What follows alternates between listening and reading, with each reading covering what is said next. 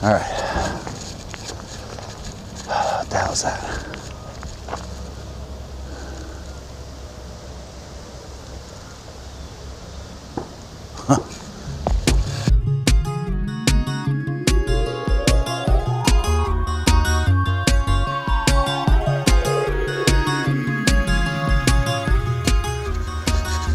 The whole goal here, well, maybe I should tell you who I am first. My name's Mike. I'm a pretty good photographer.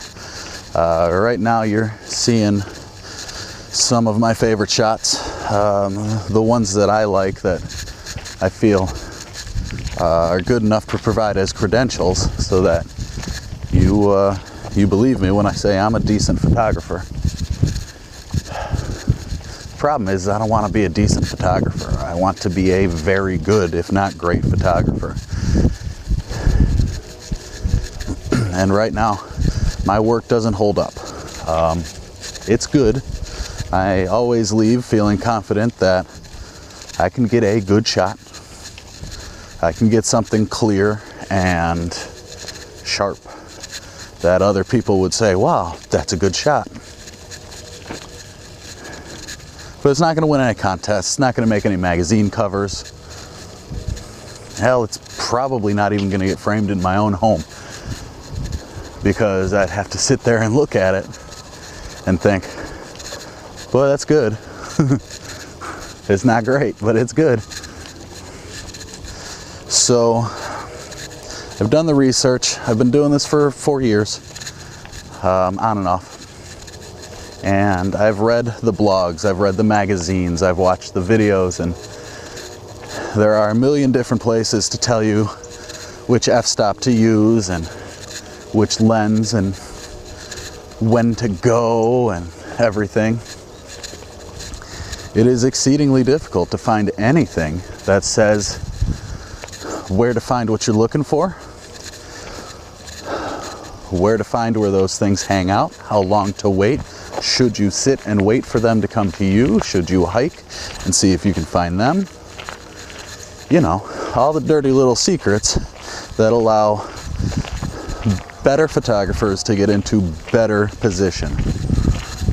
Doesn't matter if I have the perfect camera setting. If I can't find the eagle, I'm not going to get a picture of the eagle. So this series is essentially me taking you along with me. And we're going to learn the secrets together by trial and error.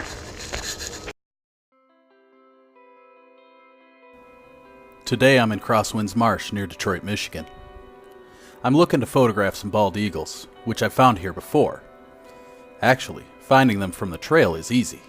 Getting close enough to take some photos, that's different, as they are very skittish animals. So, I've got them framed up. A little too far away.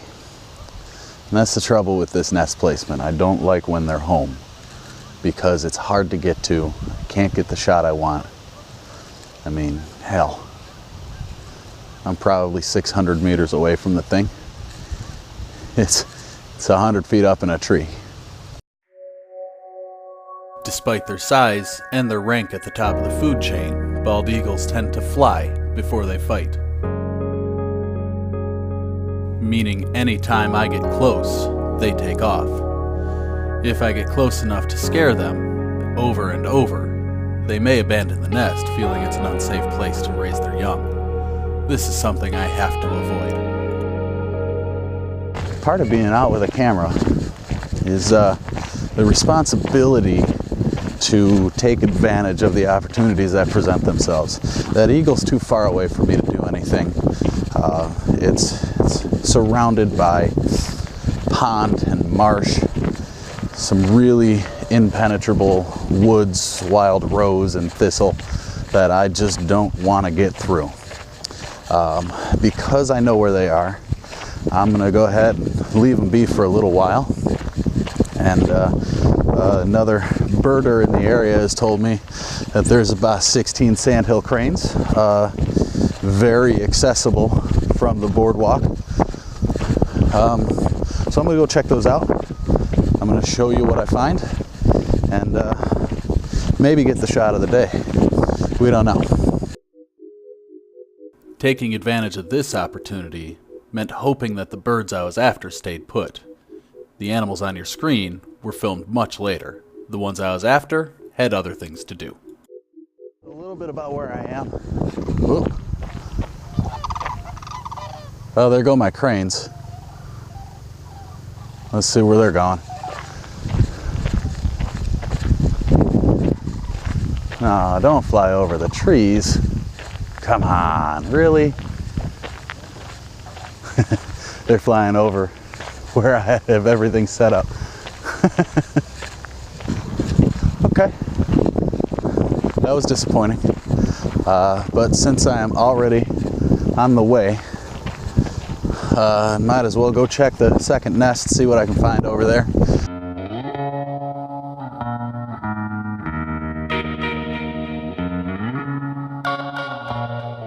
I don't know if you can see it, but there's a big old something flying around over there. Believe it to be an eagle. It's got a white tail. Once it lands, I'll know for sure. Turns out those were vultures. Not a bad thing to see, not a bad thing to photograph. Just too far away and too quick. Keeping something framed in a zoom. At this point, the wind took over my microphone. What I was explaining to the camera was the dilemma that I was in. I could wait here in a place where there are no eagles, but a better picture to be had. Or I could trek back to where I know there's an eagle, but is decidedly outside of my photography range. In the meantime, a couple of swans came in for a landing. So directly behind me, and I've got them framed up on video on the big camera. It's a lovely, beautiful, boring family of swans. Like I said, you have to take care of every opportunity that nature gives you. These guys, they're not special, you know. They're just swans. You see them at every park that has a water feature. But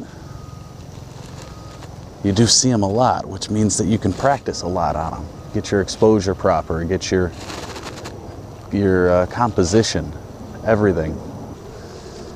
And that's the thing. It could be sparrows, squirrels, chipmunks, whatever you have a lot of living near you. Anything. It's all nature. They're all interesting. They all have interesting features. It's up to you, the photographer, to bring those to the public eye and show everybody what you saw when you took that picture. Ultimately, I made the decision to walk back to the first eagle. There are some moments that happen too quickly to be able to be filmed. What you're seeing here are a couple of those moments.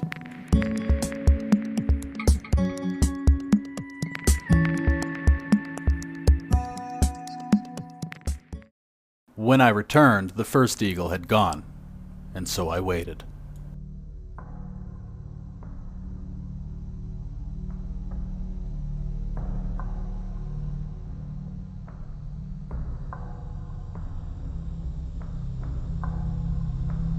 As I sat and thought about the failures of my decisions, something caught the corner of my eye.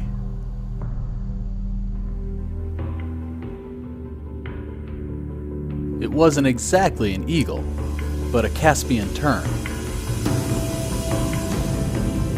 These birds spend summer in the Arctic. Its presence here in southern Michigan can mean only one thing.